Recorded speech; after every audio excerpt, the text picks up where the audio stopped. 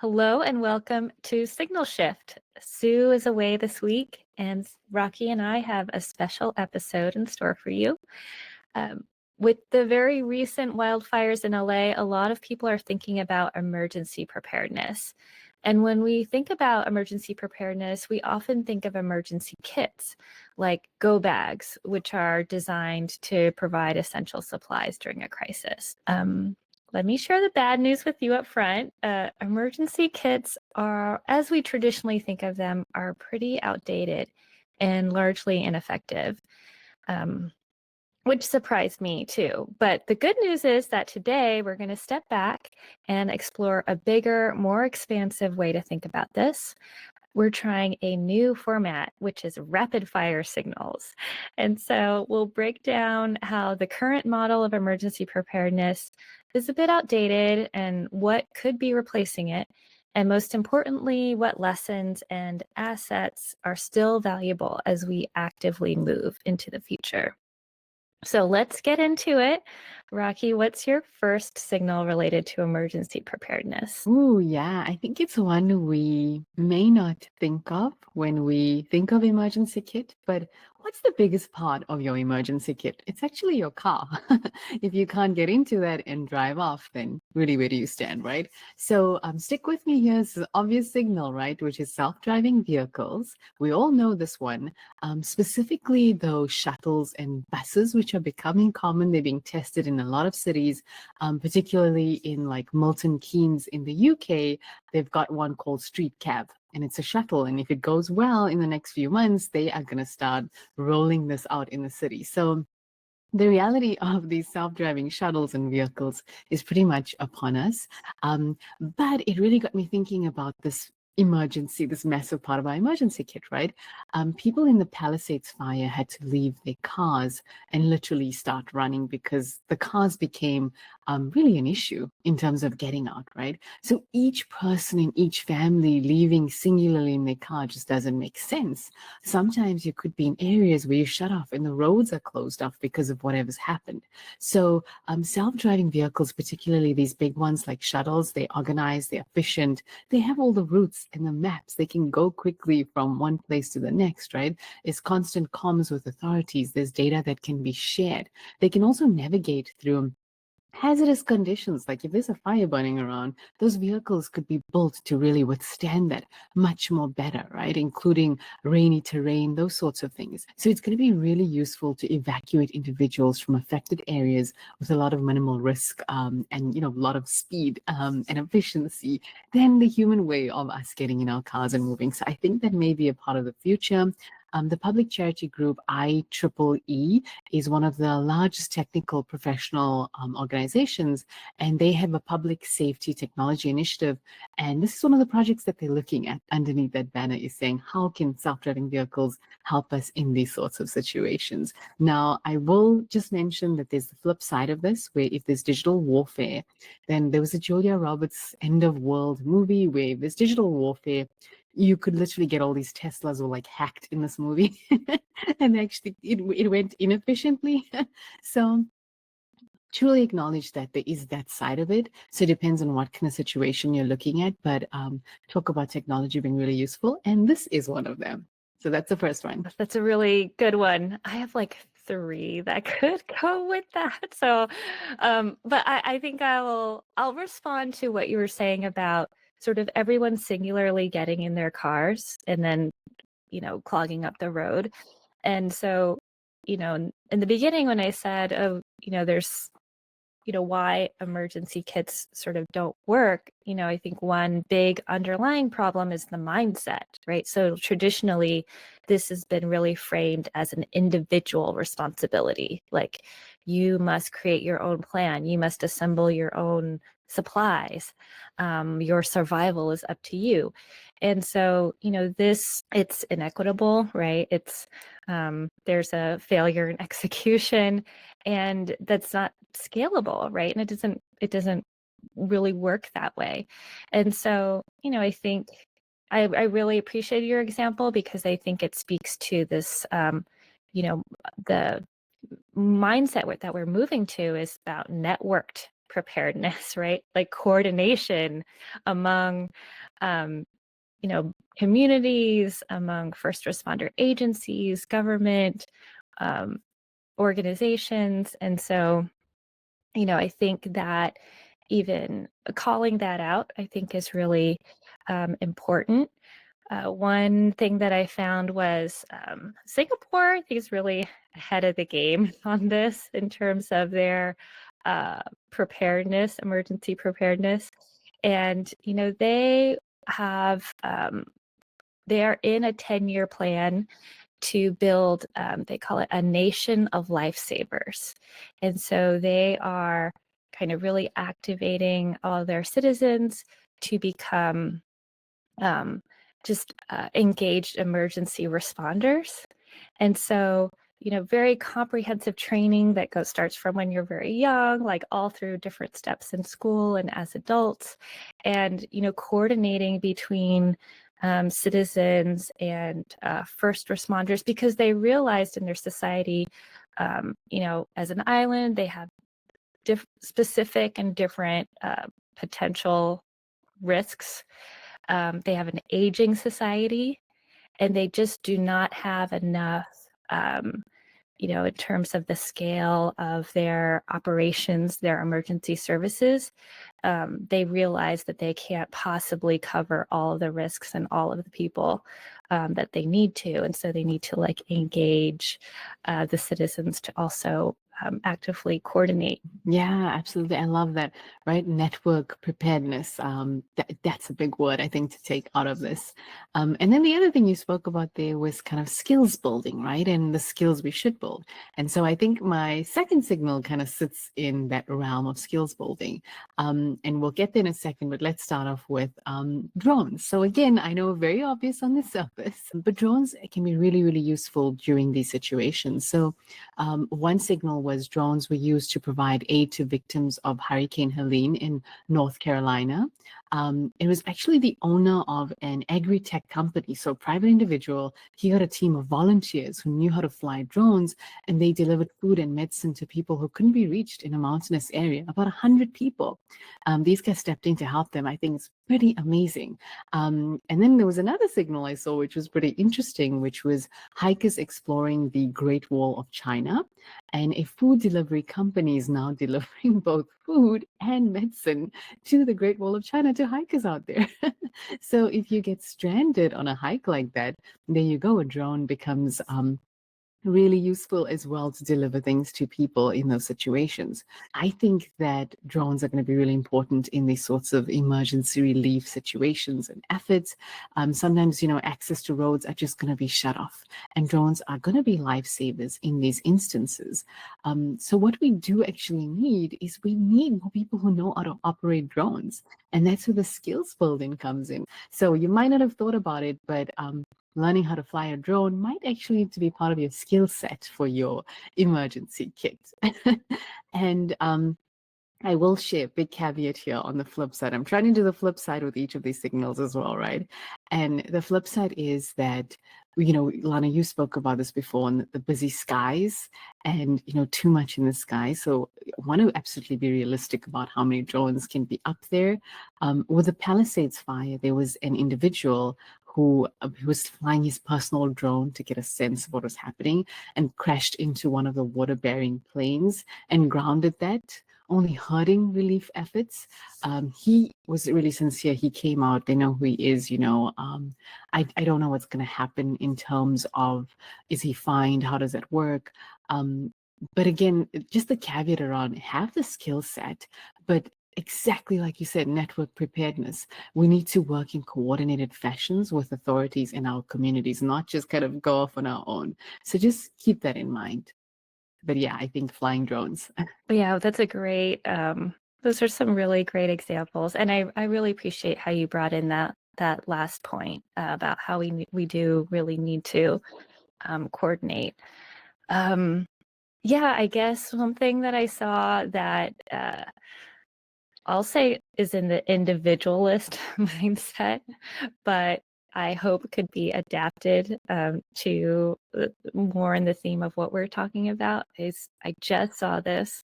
It is a signal for an apocalypse vehicle. It is extremely expensive.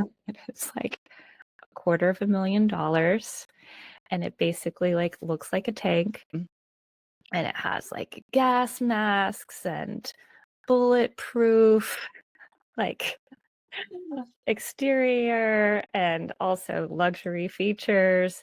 And so it's a little, eye roll barf in terms of who they're trying to attract as the core customer. I think that thinking about, to me, it sort of went back to, I was thinking about your first one with the shuttle. It's like, okay, well, we know that there are these certain features we can add to it that can make everyone more safe. And we don't need to spend $250,000 on our own personal, like moving bunker, essentially. So that's one. I think another one that I wanted to respond to is the digital warfare. And something that I found, which I guess surprised me, but maybe that it shouldn't, is that during times of crisis, cyber attacks really go up, right? Because the criminals are taking advantage of the situation. And so both on the individual level in terms of, phishing scams or like, fundraising scams, these kinds of things, but also on a much bigger level, attacks to public, to companies because they're very vulnerable, and to like public structures.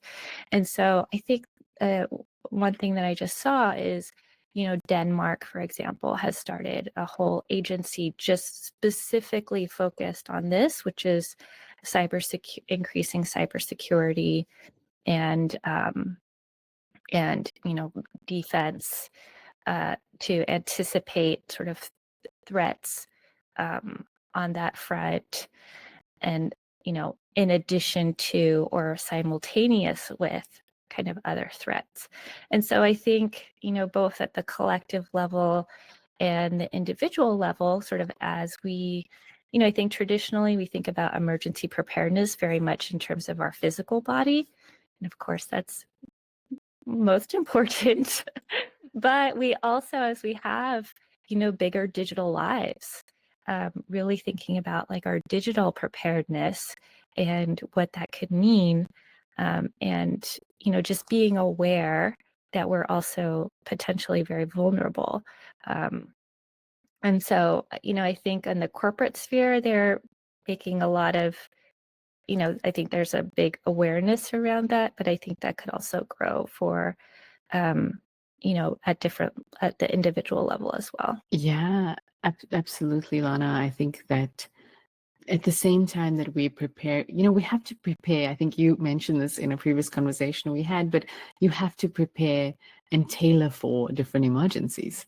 And digital warfare is its own type of very different type of warfare.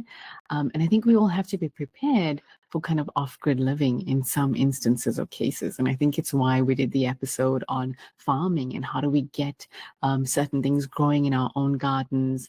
And we didn't talk a lot about going off comms, but learning how to do that as well. We need to both be, I think, highly integrated and also have the ability to know how not to have a dependence on those things, which is, it's really hard to navigate and learn, but I think that's the task of the moment. So yeah, just in response to, what you shared. I'll go to the third signal I had from my end, which was around really, this whole idea of food in a pill, particularly useful in an emergency situation where you can't really carry along food, or you might have only canned food if you're stuck or shut into your home. But thinking of things like protein powder and supplements, we have a lot of things that give us high vitamins and nutrients in small packages now. Still nothing that's close to one pill, but there is one company that is getting the closest we have so far. It's known as the food pill diet. It was born out of scientific research conducted at a NASA research base in Mountain View. And basically, they came down to the key finding of when you eliminate taste and smell, you really reduce hunger because your cephalic digestion isn't activated. Those regions in your brain aren't activated, and you really don't have the experience of hunger. So you eat less and simply what's needed. It takes away that experience of food. And so they devised these pulls where, you're not smelling, you're not tasting food, you just have these pulls and they give you all the nutrients and vitamins and all the calories and the energy that you need to safely exist in the world without actual food. A little sad, but this is for an emergency situation. Now, they are not yet close to that singular pull. I'll tell you that right now on their plan, you have to have 6 meals a day every 2 hours, and those 6 meals comprise of 50 pulls. So you have to have 300 pulls in a day and then still have a normal traditional dinner at 7 p.m. To meet your calorie intake. So I don't know who would opt for the solution, but I'm hoping that in the future, what we have is something like this that's down to maybe a couple of pills, maybe protein powder or a supplement, that in a couple of small things, you can get what you need to survive just for a couple of days. This is not the inherent long-term plan. Going back to the episode where we spoke about growing your own veggies and your own herbs, I think that always needs to be a part of the bigger plan, having that in your own home, having that in your community. But in an absolute emergency situation, we can't carry our food along, right? And we still want to be nourished and be okay. Or whether you're hiking and you need to carry things like this, I think very exciting for the future. I think we'll be able to get closer to maybe not a pill, but a handful and not 300. Wow. Yeah, I can't, it's hard to imagine going through a regimen like that. But but I hear you. I think what you're saying is, I mean, we're moving in a direction, right? So it's like that today, but it's not going to be like that in the future. Um, yeah, so I guess, maybe I'll wrap up with this last one, but I think, one of the other things that is um, inherently, sort of that's traditional that isn't working as well today is kind of this one size fits all, right? Back to your point, Rocky, it's like what emergency are we planning for exactly? And so, the idea that you can buy like an entire go bag, filled with things online, or you can buy these like kits at Costco, and then they just sort of sit in your basement or, under your bed. And so, moving from kind of a static one size fits all concept of a physical bag to something that is more dynamic, right? And that's more real time, but also personalized to you, right? Everyone has a very different risk profile depending on where you live, like what your circumstances are, how many people are in your, family, do you live in a rural area, right? All of these things. And so, I think this isn't groundbreaking, but, insurance agents, insurance companies, for example, are using predictive AI risk models, right? Like more and more, as the losses from climate change are really mounting, even between 2022, I think, was like $30 billion of claims due to natural disasters. And then the following year, it was even higher than that. So, it is in their best interest to try and predict risk and use these different AI models. And so, financial companies, same thing. And so I think it doesn't seem like a far leap to say, why can't we all have access to these models to see sort of what are the big risks that we should anticipate? And in real time, how can we best prepare for those? And so I think, that also kind of speaks to not just the realities of today, but also how can we use these technologies to really inform and make better decisions, as opposed to what might be the easy thing, which is like, I'm just going to check this off my list and feel like I'm prepared, um, even though I might not actually be. I'll say this. I think this is a very practical thing that people can do now. The truth is we are moving towards digital identity and, sort of singular identity. If you think about California right now, they're rolling out a pilot called mobile driver's license. So you have a scanned version of your driver's license, and that's official. For somebody like me who just carries their phone around, I've been waiting for this. So I'm all on top of that. It just makes it easier for me not to worry about losing my license, right? Countries like Estonia have for many years had the EID, and they've been leading on the digital identity front. You can pay your bills, you vote, you get prescriptions online, and it seems, again, more efficient, more safer, more accurate doing it this way than, of course, paper. And blockchain and, of course, biometric data and checks are really critical to that safety, right? But blockchain enables a sort of singular identity and, that sort of system. And I can imagine in the future we'd have one integrated system that has everything related to your identity in one place, an ability to get updates from authorities in one place. What that leads me to on a very practical level for the now and this moment and what we should be doing is really this concept of document and digitize everything. So take photos of everything, right?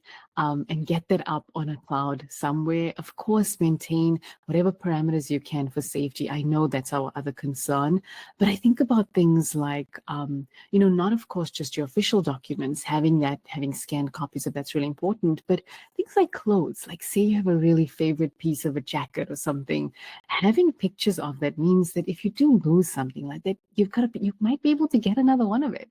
But half of the time we don't even remember what we have, right? It's almost like an archaic digital twin. Like think of it that way. Like we're creating our own little archaic digital twins that have pictures of everything in our life, not just the things, of course, the moments. Yeah, thanks for making it practical and grounded sort of in today. In my research, I did find an app that I thought was pretty good, uh, you know, today for what we have today versus what we're dreaming about having in the next 5 to 10 years. It's called Perci, Perci, and you put in your zip code and a couple of things about you, and sort of it walks you through all the main components of preparedness. And one, to your point, is to document, but then I think what you're speaking to is also that you know, the emotional side, which we've been speaking about too, which needs space and a way to address it. And so, yeah, obviously there's a lot that we can do, that we need to do on this front. And hopefully this discussion has given us some ideas, possibilities, and also some hope that we're in it together. So thanks so much, Rocky. Thanks. We miss Sue. We'll see you soon. And thanks everyone for joining this episode. And as always, if you have any questions, ideas for future topics, we are at horizonshiftlab.com. And we look forward to hearing from you, and we'll see you again next week.